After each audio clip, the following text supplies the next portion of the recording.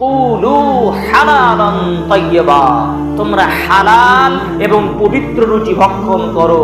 আমি তোমাদেরকে যে রুজি দিয়েছি সেখান থেকে হালাল আর পবিত্র রুজি ভক্ষণ করো। হালাল এবং পবিত্র দুইটি বস্তু আমাদেরকে বুঝতে হবে। রুজি একটা হালাল আর একটা পবিত্র। ভালো করে বুঝুন এই কথাটা, হালাল এবং পবিত্র কেমন কথা। ভাত রুটি যেগুলো আমরা খাই এটা হচ্ছে হালাল খাদ্য, এটা হচ্ছে হালাল। আপনি একটা আম খাবেন এটা হালাল, একটা আপেল খাবেন এটা হচ্ছে হালাল খাদ্য। কিন্তু হালাল হওয়ার সাথে সাথে পবিত্র হতে হবে। পবিত্র কাকে বলছে? পবিত্র হচ্ছে যেটা অবৈধ পন্থায় না হয়।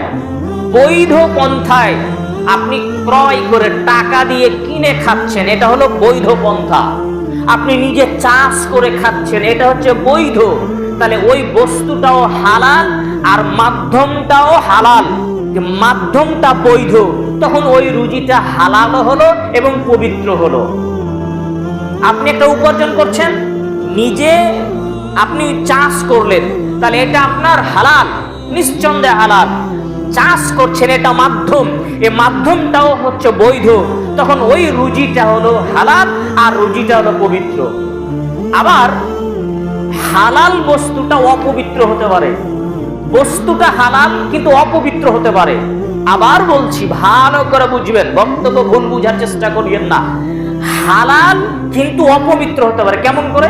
আম খাওয়া হালাল, তা আমটা অপবিত্র কখন হবে? যখন আপনি চুরি করে খাবেন।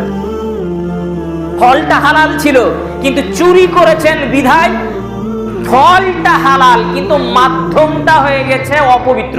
ওই জন্য বস্তুটা তখন আপনার জন্য আর হালাল হলো না, অপবিত্র হয়ে গেল।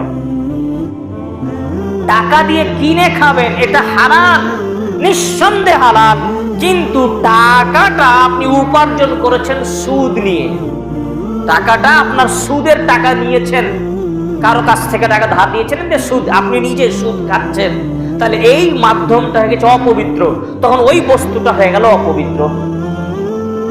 আল্লাহ তাআলা কোরআনুল কারীমে বলেন কুলু হালালান তাইয়্যিবা, তোমরা হালাল এবং পবিত্র রুজি ভক্ষণ করো।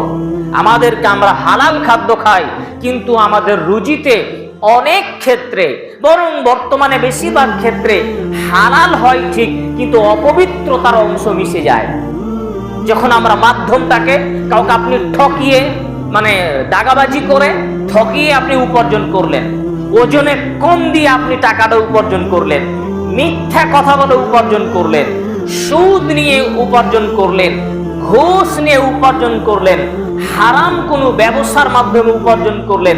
এই যে উপার্জনের মাধ্যমটা যখন হারাম হয়ে গিয়েছে, ওই হারামকৃত পন্থায় উপার্জিত টাকা, হারামকৃত উপার্জিত পন্থায় যেসব বস্তু ভক্ষণ করছেন, বস্তুগুলো হালাল হলেও মাধ্যম হয়েছে হারাম, তাই বস্তুগুলো তখন অপবিত্র হয়ে গিয়েছে।